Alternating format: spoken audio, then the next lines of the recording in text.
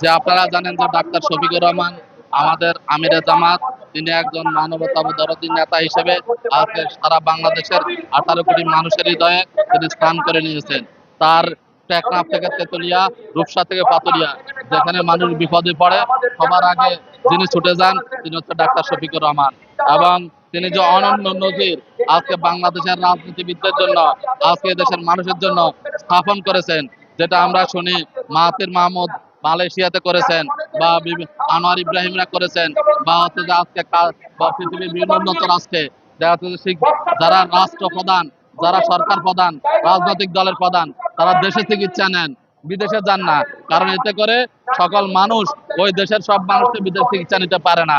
তাহলে তারা যেহেতু দেশে চিকিৎসা নেন, তাহলে সেই মানুষের প্রতি তার সহমর্মিতা প্রকাশ করে দেশের চিকিৎসা ব্যবস্থাকে উন্নত করার জন্য একজন রাষ্ট্রপ্রধান বা একজন দলীয় প্রধান যদি তারা যদি বিদেশে চিকিৎসা নেন, তাহলে দেশের চিকিৎসা ব্যবস্থা কখনো উন্নত হয় না। দেশের মানুষের যে কি কষ্ট, দেশের চিকিৎসা ব্যবস্থা যে কি অবহেলা, সেটা তারা বুঝতে পারেন না। এজন্য ডাক্তার শফিকুর রহমান বাংলাদেশে একটা অনন্য নজির স্থাপন করেছেন।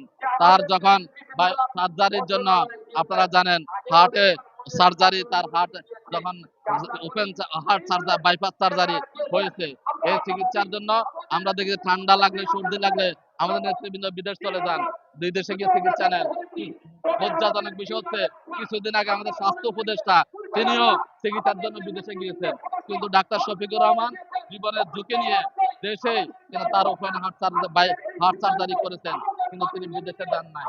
এটা প্রমাণ করে এদেশের প্রতি তার যে ভালোবাসা, জামাত ইসলামের যে কমিটমেন্ট, এদেশকে তারা কিভাবে ভালোবাসে, নিজের জীবন থেকে বেশি ভালোবাসে, এদের চিকিৎসা ব্যবস্থাকে সবার জন্য উপযোগী করে গড়ে তোলার জন্য তারা চেষ্টা করছেন।